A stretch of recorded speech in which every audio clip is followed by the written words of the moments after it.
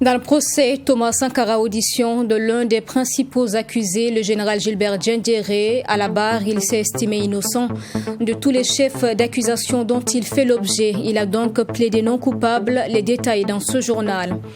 Le pouvoir en place dispose d'un mois pour redresser la situation sécuritaire au Burkina, selon l'opposition, qui menace d'appeler le président à la démission si ce retour à la sécurité parfaite n'est pas effectif. Le CFOP prévient qu'il va mobiliser les populations pour mettre son plan en action. Et puis enfin, 5e édition des journées de concertation entre le ministère en charge de l'éducation et les communes. Le bilan de cette rencontre tenue lundi a été dégagé, ainsi que des perspectives sur la question.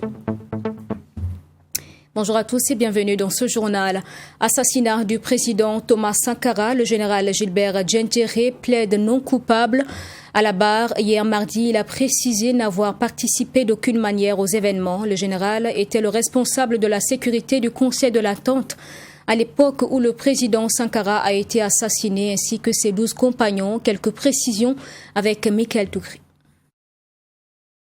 Chef de corps adjoint du SNEC et patron de la sécurité du Conseil de l'Entente, quartier général du Conseil national de la Révolution, Gilbert Diendéré plaide non coupable dans le dossier Thomas Sankara. Il est poursuivi pour 4 chefs d'accusation. Le 15 octobre 1987, Thomas Sankara, alors président du Faso, est assassiné au Conseil de l'Entente où Gilbert Diendéré était le patron de la sécurité. Pour la défense, son client n'a aucun lien avec les événements de 1987. Du côté de la partie civile, on veut bien croire à son innocence, mais les faits et autres témoignages démontrent le contraire.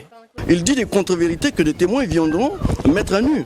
Parce que quand il fait savoir qu'il était au sport sans armes, sans moyens de communication et qu'il s'est hasardé après avoir entendu des tirs, s'est rendu sur les lieux sans aucune précaution. Parce que quoi qu'il dise, il est parti les mains nues vers des tirs sans savoir de qui il s'agissait.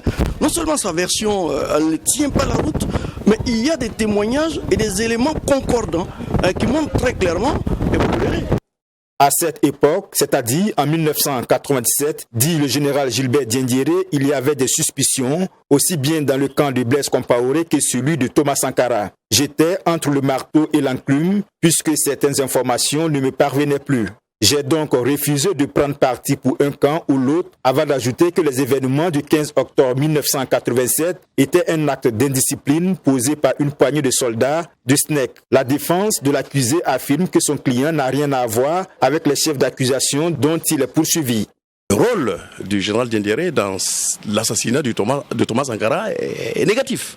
Et il a expliqué depuis ce matin qu'il n'a jamais fait partie du commando et de toute façon, ceux qui ont tiré sont nommément identifiés. Et il a expliqué, même en sa qualité d'adjoint du SNEC, il a expliqué son rôle et son rôle a été totalement négatif dans cette affaire. Un soldat isolé peut, au mépris de la discipline, poser un acte aussi grave comme vous l'avez indiqué. Et effectivement, c'est même pas un dysfonctionnement. Nous sommes sereins et que le général lui-même, il est serein, comme vous l'avez vu à la barre.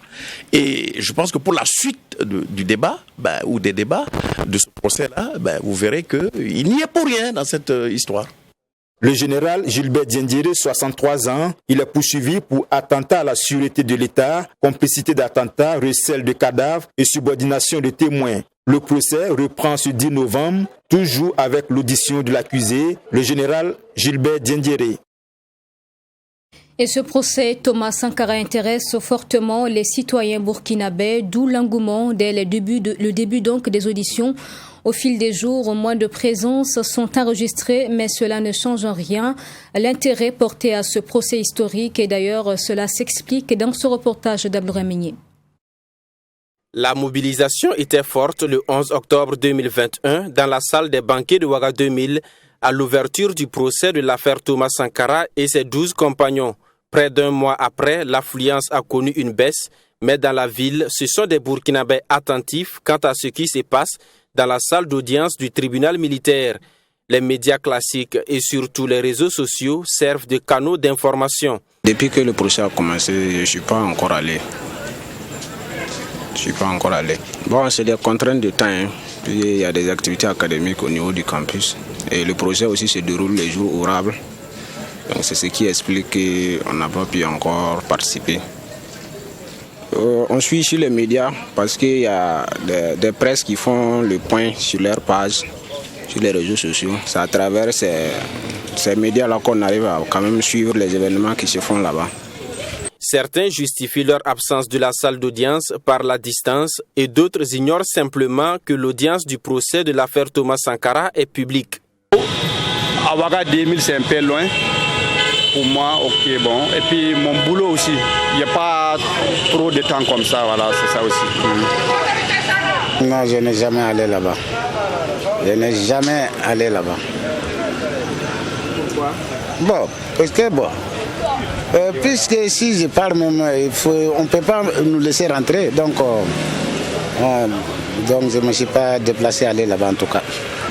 C'est pas que ça m'intéresse pas, ça m'intéresse, mais comme nous on est des citoyens comme ça, moi je me dis que non, peut-être nous si on part, on n'aura pas accès quoi. Peut-être c'est à cause de ça que non, je ne suis pas allé. Et puis en plus de ça, je suis un commerçant. Les choses, l'actualité des trucs là, des politiciens là, je ne me mêle pas trop là-dedans quoi.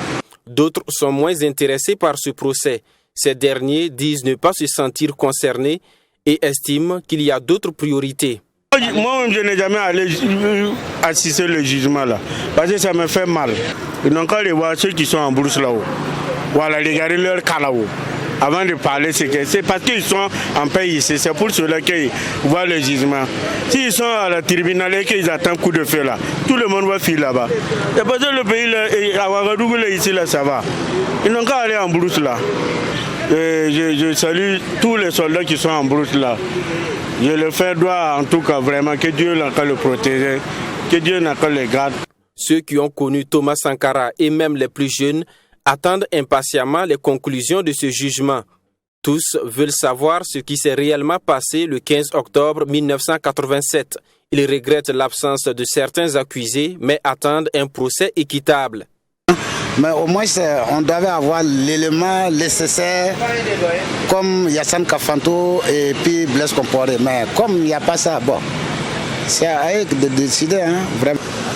Tout le monde veut connaître la vérité. Il n'y a pas quelqu'un qui ne veut pas connaître la vérité. Moi, j'attends particulièrement, et puis comme beaucoup de Burkinabés, nous attendons une justice équitable, une justice où, même si tu es de pouvoir actuel, si tu es interpellé, il faut que tu parles répondre de tes actes. Parce que ça fait pratiquement 34 ans que les Burkinabés attendent une justice équitable que dans lequel notre biotope pour qu'on arrive à vivre en paix. Puisque dans un État où il n'y a pas de justice, il n'y a que peut-être qu'on peut voir que c'est du désordre. Ce sont des populations qui déplorent la non-retransmission de l'audience, mais surtout l'absence de Yassane Kafando et Blaise Compaoré. Qu'à cela ne tienne, tous espèrent que le dénouement du procès permettra de connaître la vérité sur les événements du 15 octobre 1987 et ouvrir la voie à la réconciliation vraie. Le chef de file de l'opposition politique veut appeler le président à la démission si dans un mois la situation sécuritaire n'est pas rétablie. C'est la principale annonce faite lors du dernier point de presse de l'opposition qui a fait cas aussi de plusieurs secteurs d'activité lourds de difficultés en ce moment. La vie chère est l'un des aspects évoqués. Le point avec Abdourahim Miegné. Une gouvernance catastrophique caractérisée par la recrudescence des crimes économiques. Edi Kombouego, chef de file de l'opposition politique et ses camarades, présente un tableau noir de la situation sécuritaire, sanitaire et économique du Burkina Faso. L'opposition en veut pour preuve la fermeture de plus de 2000 écoles et près de 2 millions de personnes déplacées internes. À cela s'ajoute la vie chère et une insécurité alimentaire imminente. C'est pourquoi l'opposition politique qualifie de catastrophique la gestion du pouvoir par le régime MPP et appelle à la prise de mesures urgentes. La prise de mesures urgentes, adéquates et véritables contre la vie chère. La prise de mesures immédiates pour l'acquisition de vivres sur le marché international pour parer à la famine qui s'annonce à grands pas dans les mois à venir. tant au profit des hommes que des animaux. La réouverture immédiate des frontières terrestres pour faciliter la libre circulation des personnes et des biens. Doter conséquemment nos forces de défense et de sécurité en moyens et matériels de combat mieux adaptés. Si cela n'est pas fait dans un délai d'1 mois, l'opposition politique compte passer à la vitesse supérieure. Si dans un délai d'1 mois, rien de sérieux et de concret n'est entrepris pour maîtriser la situation sécuritaire, l'opposition politique, en concertation avec des organisations soucieuses de l'avenir de la nation, appellera à des manifestations fortes pour exiger la démission immédiate du chef de l'État et de son gouvernement. Edi Komboigo nie toute complicité de l'opposition avec le pouvoir en place en réponse à des accusations portées contre lui. Le CFOP ne sera jamais complice du gouvernement de Roch-Marc Christian Kaboré, ni de Roch-Marc Christian Kaboré. Notez-le une fois pour de bon, ni aujourd'hui ni demain. Jamais, au plus grand jamais. Se prononçant sur les sanctions prononcées par la CEDEAO contre les autorités maliennes et guinéennes, le CFOP invite l'organisation communautaire à écouter la volonté du peuple plutôt qu'à préserver les intérêts des chefs d'État. La situation sécuritaire au Burkina est également l'une des préoccupations majeures de l'alternative de veille citoyenne des acteurs économiques pour le développement de la patrie. Elle a en effet abordé le sujet en conférence de presse ce mardi et à la suite d'un état des lieux. L'alternative a invité les citoyens burkinabés à un sursaut patriotique pour une unité de défense de la nation face au terrorisme. Sanata Serré. L'alternative de veille citoyenne des acteurs économiques pour le développement de la patrie sonne la mobilisation pour un réveil patriotique au Burkina Faso. Pour cette organisation de la société civile, la situation socio-économique et sécuritaire du Burkina Faso est alarmante et l'heure est venue pour chaque Burkinabé de mettre la main à la pâte pour y remédier. Et au président du Faso, cette coalition d'acteurs économiques plaide pour l'instauration d'une campagne de communication contre la guerre. Il faut que la communication maintenant oriente le peuple à la réalité même de ce que nous subissons pour que le peuple puisse vraiment s'organiser avec l'aide de l'État. Est-ce que vous comprenez? C'est ça l'idée. La communication, si vous regardez partout, il y a des messages démobilisants. Il faut un message maintenant, que le message encourage le peuple à vraiment lutter pour sa survie. Parce que nous sommes face au peuple, au monde entier. Le monde entier regarde le Burkina en train de sombrer comme ça. Il n'y a pas quelqu'un même qui vient nous aider. C'est ça qui énerve, c'est ça qui motive Alternative à sortir aujourd'hui, dit que non, tous les Burkinabés doivent se serrer la ceinture maintenant. Pour vaincre l'hydre terroriste, l'alternative de veille citoyenne des acteurs économiques pour le développement de la patrie propose la création d'unités populaires de protection et de veille du territoire dans tous les secteurs, arrondissements, communes et villages du Burkina Faso. Il est important, selon les conférenciers, d'initier des formations d'autodéfense au profit des populations. Si on vient nous attaquer, et c'est trouve que nous sommes formés militairement, avec un moyen de défense, est-ce que nous allons fuir? Même après cette crise, il faut que les Burkinabés soient prêts comme les Israéliens. En Israël, tout le monde est militaire. Tu pars en Chine, au Japon, ils ont fait les armes, ils peuvent se défendre. Au Burkina, là, une horde vient avec des motos. Les gens sont là, ils ne savent même pas se défendre. La technique défensive, ils n'ont même pas le régiment. Ils vont faire comment? Ils sont obligés de fuir. Mais une fois qu'ils trouvent qu'il y a des gens en face, bien formés, même s'ils n'ont pas d'armes, là, ils vont pouvoir se défendre. C'est notre idée. L'alternative de veille citoyenne des acteurs économiques pour le développement de la patrie est un regroupement d'acteurs issus de plusieurs domaines de l'économie au Burkina Faso. Cette conférence de presse était également l'occasion pour l'alternative des acteurs économiques de lancer officiellement les activités de sa journée nationale pour la dignité et la République. Une journée qui va consister à collecter des vivres au profit des régions en proie à l'insécurité. Les conférenciers invitent donc l'ensemble des Burkinabés à faire de cette journée une réussite. Dans la suite de ce journal, l'Union régionale de la Confédération générale du travail du Burkina du Centre, en conférence publique samedi dernier, cité à Ouagadougou, les manifestations de l'anarcho-syndicalisme, de l'économisme et du spontanéisme dans le mouvement syndical burkinabé. C'est l'axe des discussions. Le conférencier et le secrétaire général de l'Union régionale de la CGTB du Centre ont dénoncé certaines attitudes dans le mouvement syndical de nos jours. Précision avec Alice Ouetrago. Dans un contexte international marqué par la crise du système capitaliste, de nombreuses luttes syndicales sont essentiellement d'ordre économique selon l'Union nationale du Centre de la Confédération générale du travail du Burkina, CGTB. Dominique Yameogo pense alors que les structures syndicales doivent, au-delà des luttes axées sur l'économie, se focaliser également sur les questions de liberté des travailleurs pour leur meilleur épanouissement et leur mieux-être. Cette conférence était nécessaire parce que ces dernières années, nous avons mené des luttes qui ont porté essentiellement sur des questions économiques. Alors que le mouvement syndical, ce n'est pas un mouvement vraiment qui ne doit s'occuper que des questions économiques. Il doit aussi s'occuper d'autres questions, des questions de liberté, des questions de liberté politique. Parce que ces libertés-là sont nécessaires pour que les travailleurs puissent s'organiser pour se battre et améliorer leurs conditions de vie et de travail et aussi travailler à un changement fondamental en faveur de notre peuple.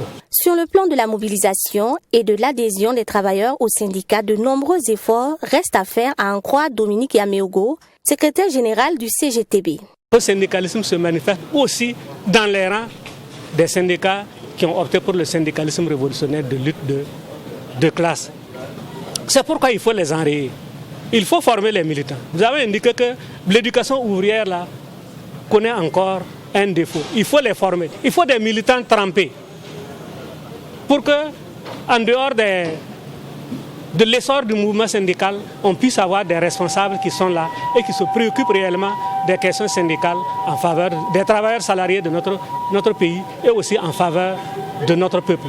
Ces 10 dernières années, l'Union d'action syndicale et la Confédération générale du travail du Burkina, CGTB, ont mené des luttes qui ont révélé aux yeux du monde que le pouvoir néocolonial burkinabé sont incapables d'apporter des réponses satisfaisantes au monde du travail, a laissé entendre le secrétaire général de l'Union nationale du Centre de la Confédération générale du travail du Burkina, CGTB.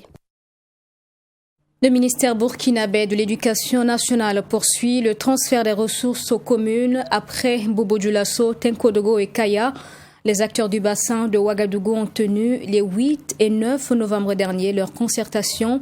L'état des lieux des compétences transférées ainsi que des recommandations ont été formulées. Le point avec Serge Kaboré. Fin de la 5e édition des journées de concertation entre le ministère de l'Éducation nationale et les communes ce 9 novembre. Organisée sous le thème principal de l'implication et l'engagement des communautés dans la gestion des compétences transférées, enjeux, défis et perspectives, cette édition qui a connu la participation des 351 communes a permis d'évaluer la mise en œuvre des compétences transférées. Mettons le doigt sur les insuffisances et nous essayons de faire des recommandations pour améliorer, parce que pour nous donc la collaboration entre le ministère en charge de l'éducation et les communes est un processus à consolider.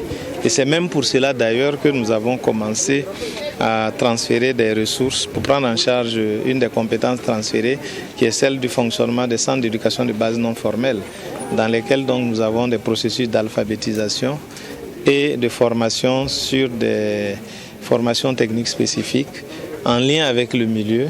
Et nous avons identifié donc dans 99 communes, sur les 351 communes, 144 CBNF pour lesquels nous avons transféré aux 99 communes donc 418 millions l'année dernière et même cette année et même l'année prochaine aussi pour leur fonctionnement. La situation nationale en lien avec la situation sécuritaire n'a pas été occultée à cette rencontre avec les acteurs communaux. La question sécuritaire qui a provoqué la fermeture de nombreux établissements et nous avons à une réunion précédente donc dégagé des perspectives pour la gestion donc de cet aspect, surtout les communes où tout est fermé, que les ressources puissent servir à d'autres communes qui accueillent donc les élèves de ces communes-là. Et donc nous avons aussi partagé cette expérience et bientôt des mesures seront prises pour la mise en œuvre. Au titre des recommandations, il a été question de la capitalisation des contributions des collectivités au fonctionnement des établissements et bien d'autres. Une des recommandations phares, c'est de capitaliser ces expériences et les partager. Une deuxième recommandation, c'est capitaliser aussi les expériences en matière de protection du domaine scolaire de certaines communes et les partager.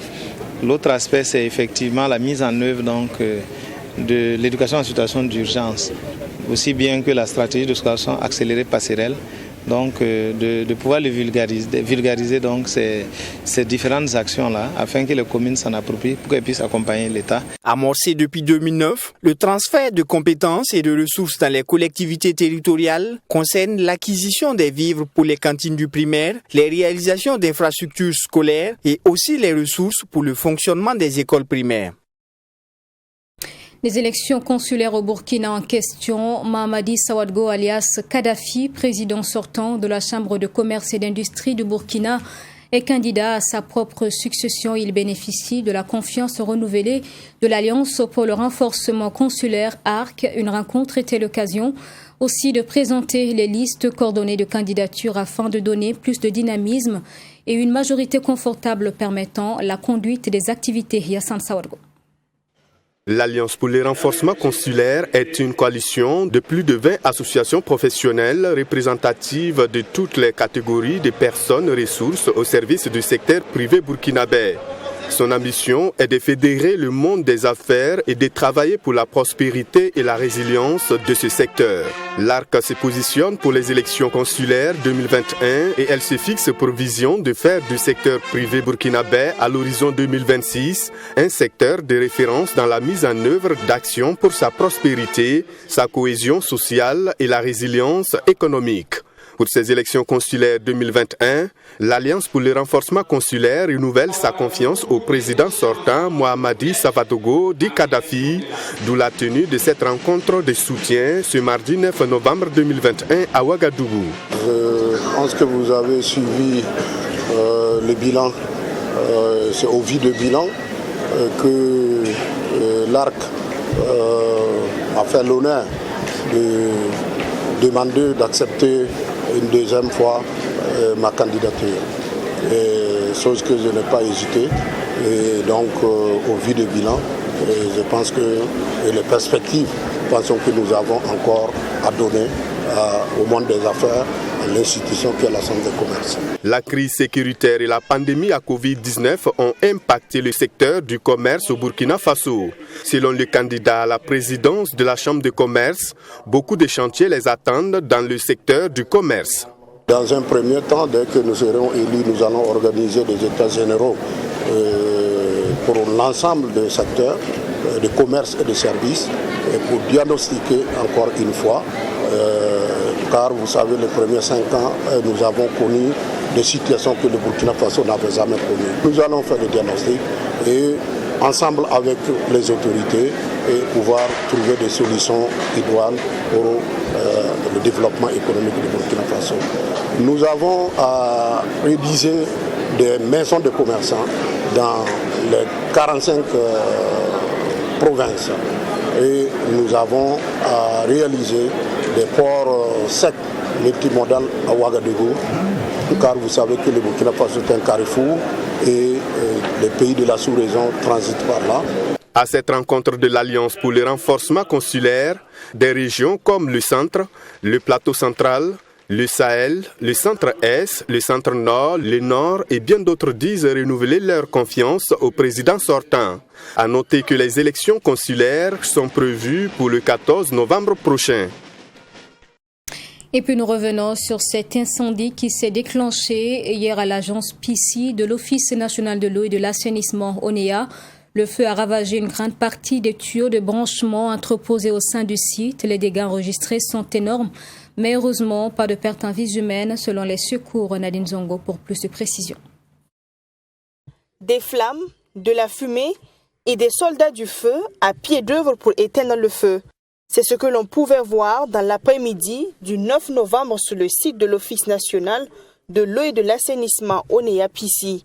Selon Ablassé Rwamba, un des témoins oculaires, le feu s'est déclaré aux environs de 13h30 minutes.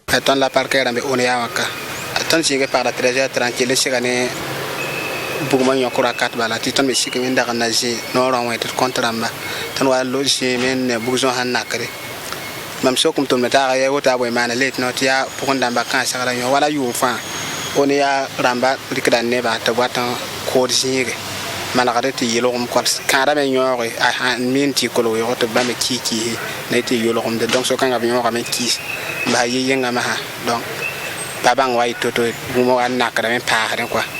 Donc ton me lik ton likam te ba mit ba makara tete kimo buma ka kisange sa kan la buma pampanga ko kra ko ramma la sa kan ton me be no ka ton me na ka tab ne ndaka be point ton na taba ay ton me na fura ko damba mana ton me panga tete te buma ra samzange. Et voici ce qui reste du matériel qui était entreposé sur ce site après le passage des flammes. 2 heures d'horloge. C'est le temps qu'il a fallu aux soldats du feu pour venir à bout de l'incendie. Quand le premier engin s'est présenté, il a constaté que le feu était très violent et c'est ce qui a expliqué la demande des renforts qui est venu pour soutenir ce premier engin afin de pouvoir venir à bout à l'extinction totale du feu des tuyaux PVC.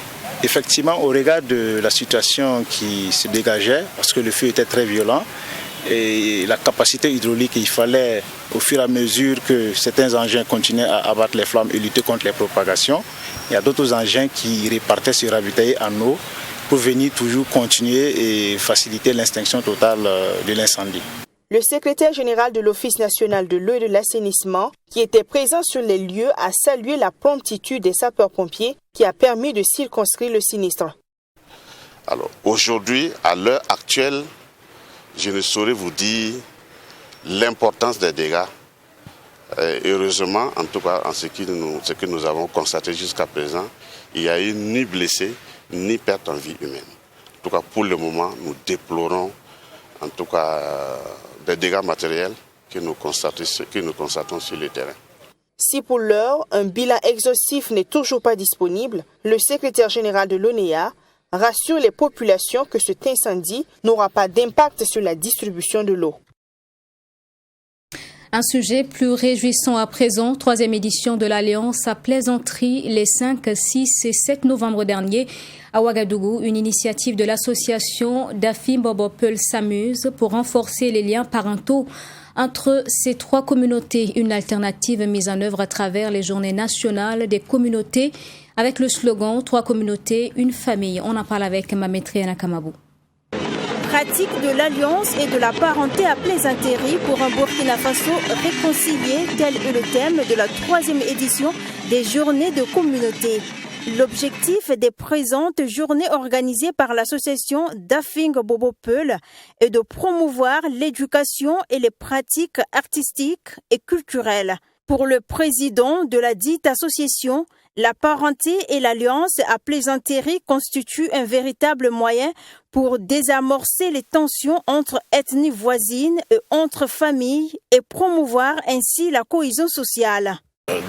Il y a des années de cela, la parenté à Plaisanterie permettait surtout de renouer le dialogue entre les communautés lorsqu'il y a des conflits, ce qui n'est plus d'actualité comme ça.